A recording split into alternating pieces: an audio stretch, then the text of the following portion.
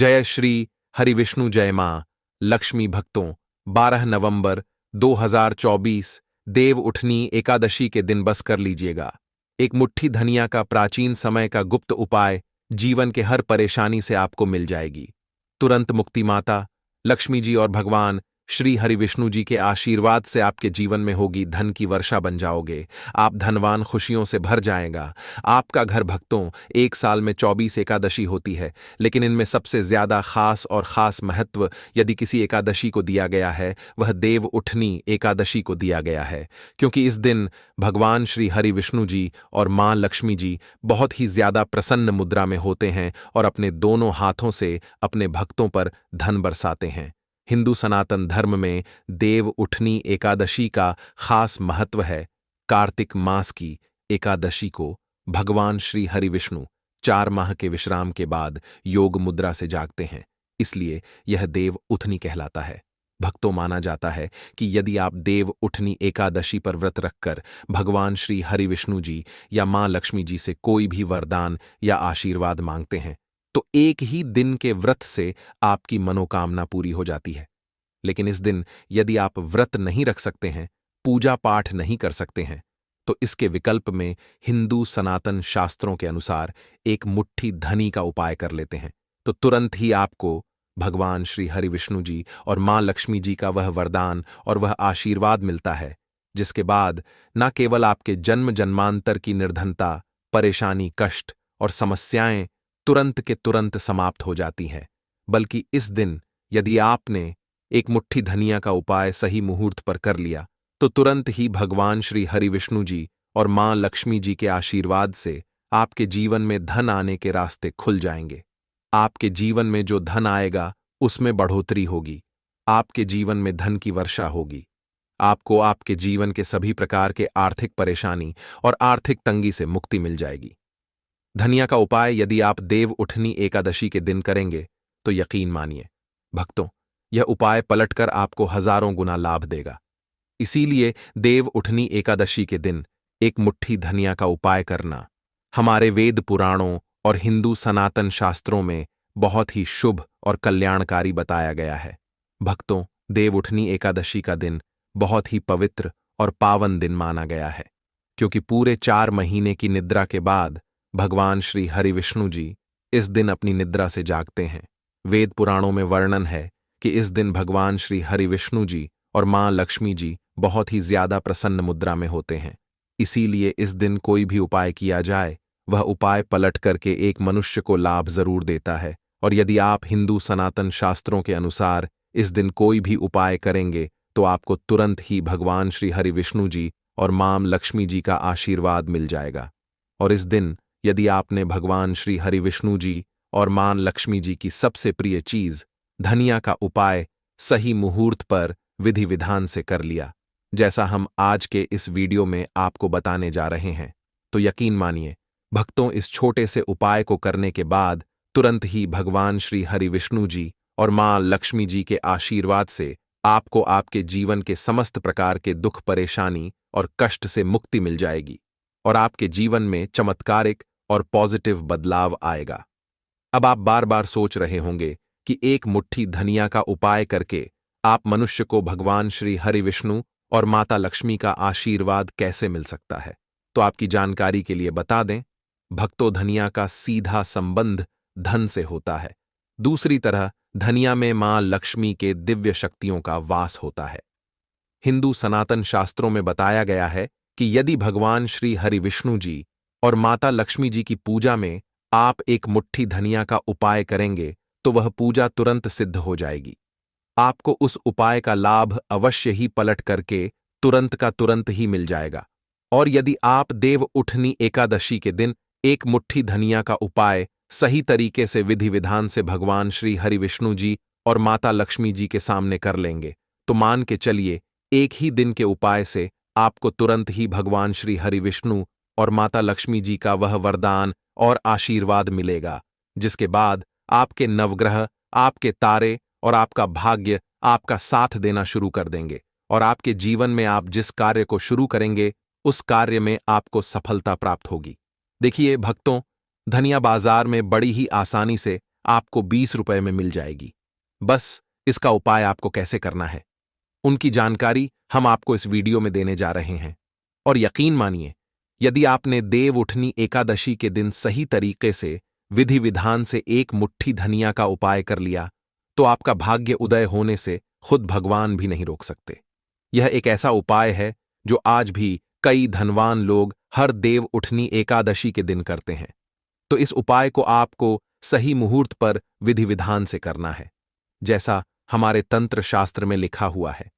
इसीलिए यदि आप चाहते हैं कि माता लक्ष्मी और भगवान श्री हरि विष्णु की कृपा हमेशा आप पर और आपके परिवार पर बनी रहे, माता लक्ष्मी और भगवान श्री हरि विष्णु के आशीर्वाद से आपके जीवन में धन की वर्षा हो और आपके जीवन में हमेशा आपका भाग्य आपका साथ दे, तो भक्तों, पूरी सच्ची श्रद्धा और पूरे विश्वास के साथ इस वीडियो को लाइक कर दीजिए और कमेंट बॉक्स में जाकर के तुरंत लिख दीजिए, जय माता लक्ष्मी, हम पर कृपा करें, जय श्री हरि। और आपसे अनुरोध है, वीडियो लाइक करना नहीं भूलिए और हमारे चैनल द वास्तु शास्त्र को सब्सक्राइब जरूर करें भक्तों।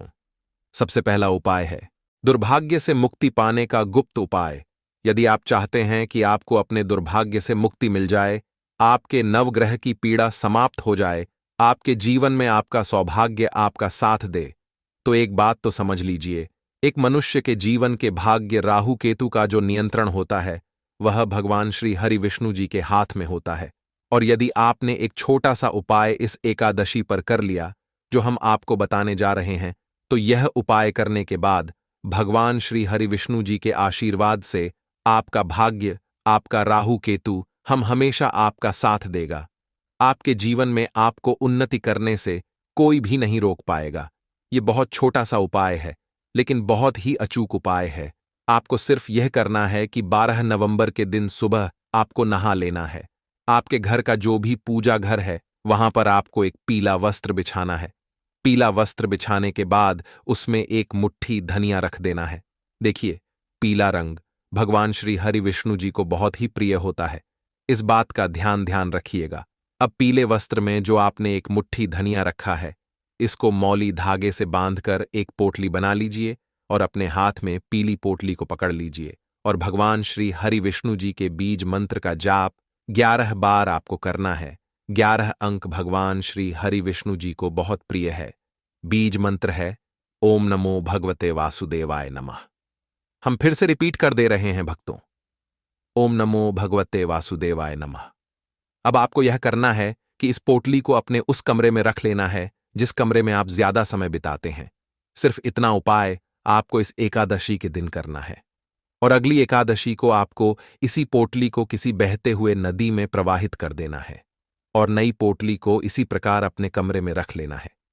इतना उपाय यदि आपने कर लिया, तो हमेशा आपका भाग्य आपका साथ देगा।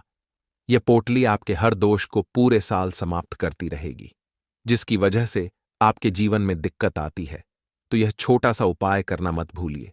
यदि आप चाहते हैं कि हमेशा आपका भाग्य, आपका राहु केतु आपका साथ दे, तो यदि आप भगवान श्री हरि विष्णु जी के सच्चे भक्त हैं, तो वीडियो को लाइक करना मत भूलिए। दूसरा उपाय है धन प्राप्ति का गुप्त उपाय। भक्तों, यदि आप चाहते हैं कि आपके जीवन में धन की वर्षा हो, आपके जीवन में इतना धन होगा जिसके बाद आपको अपने जीवन में धन की कमी ना हो, मां लक्ष्मी और भगवान श्री हरि विष्णु के आशीर्वाद से फिर आपको आपके जीवन में धन संबंधित किसी भी प्रकार की परेशानी का सामना ना करना पड़े, तो भक्तों, 12 नवंबर एकादशी के सूर्यास्त के बाद आपको यह छोटा सा उपाय करना है। आपको बस यह करना है कि देव उठनी एकादशी के सूर्यास्त के बाद शाम को घर के पूजा घर पर आपको बैठना है। एक घी का दिया माता लक्ष्मी की प्रतिमा के सामने आपको जलाना है। आपको एक लाल वस्त्र बिछाना, एक लाल वस्त्र पर एक मुट्ठी धनिया, 1 रुपए का सिक्का और 3 लौंग आपको रखना है। हम फिर से रिपीट कर दे रहे हैं भक्तों, 1 मुट्ठी धनिया, 1 रुपए का सिक्का और 3 लौंग आपको रखना है। इस वस्त्र की पोटली बना लेनी है और पोटली बनाने के बाद इस पोटली को अपने हाथ में पकड़ लेना है। पोटली को हाथ में पकड़ने के बाद मां लक्ष्मी जी के बीज मंत्र का जाप आपको 11 बार करना है, क्योंकि 11 नंबर मां लक्ष्मी जी और भगवान श्री हरि विष्णु जी को बहुत प्रिय है। बीज मंत्र है ओम श्रीम ह्रीम क्लीं कमले कमलालये प्रसीद प्रसीद श्रीं ह्रीं श्रीं ओम महालक्ष्म्यै नमः। हम फिर से रिपीट कर दे रहे हैं भक्तों। ओम श्रीं ह्रीं क्लीं कमले कमलालये प्रसीद प्रसीद श्रीं ह्रीं श्रीं ओम महालक्ष्म्यै नमः। इस बीज मंत्र का जाप आपको सिर्फ 11 बार करना है और इस पोटली को अपनी अलमारी में तिजोरी में रख देना है। 11वीं तिथि के दिन यह उपाय आपने कर लिया तो मां लक्ष्मी जी, भगवान श्री हरि विष्णु जी के आशीर्वाद से यह पोटली आपके जीवन में एक धन चुंबक बन जाएगी जो धन खींचने का काम करेगी। इस पोटली की वजह से आपके जीवन में धन आने के सारे रास्ते खुल जाएंगे क्योंकि यह पोटली अभिमंत्रित हो चुकी है। यह प्राचीन समय का गुप्त उपाय है जो आज भी कई धनवान लोग करते हैं, तो इस उपाय को आप भी करना मत भूलिए।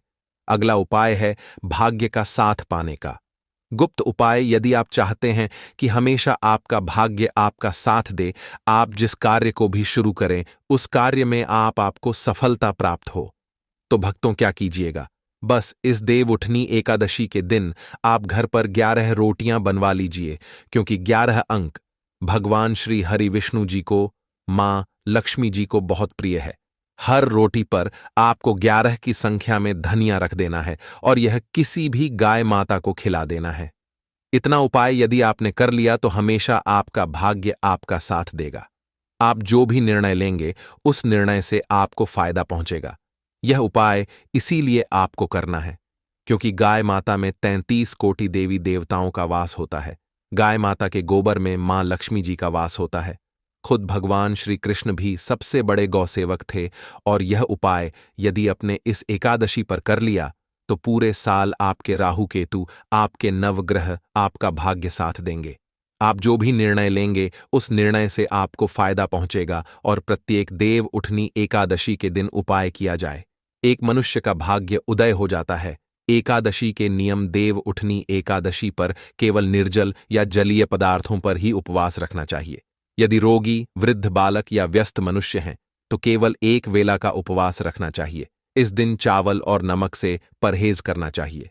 भगवान श्री हरिविष या अपने इष्ट देव की उपासना करें। तामसिक आहार, प्याज, लहसुन, मांस, मदिरा या बासी भोजन का सेवन बिल्कुल ना करें। आज के दिन ओम नमो भगवते वासुदेवाय नमः मंत्र का जाप करना चाहिए। देवोत्थान एकादशी की पूजा विधि। इस दिन गन्न का मंडप बनाएं और बीच में चौक बनाएं। चौक के मध्य में चाहे तो भगवान श्री हरि विष्णु का तस्वीर या मूर्ति रख सकते हैं। चौक के साथ ही भगवान के चरण चिन्ह बनाए जाते हैं जो ढके रहने चाहिए। भगवान को गन्ना, सिंघाड़े का आटा और फल मिठाई अर्पित किया जाता है। फिर घी का एक दिया जलाएं, इसे रात भर जलने दें। फिर भोर में भगवान के चरणों की विधिवत पूज करें और चरणों को स्पर्श करके उनको जगाएं, कीर्तन करें। व्रत उपवास की कथा सुने। इसके बाद से सारे मंगल कार्य विधिवत शुरू किए जा सकते हैं। कहते हैं कि भगवान के चरणों का स्पर्श करके जो मनोकामना मांगते हैं वह पूरी हो जाती है।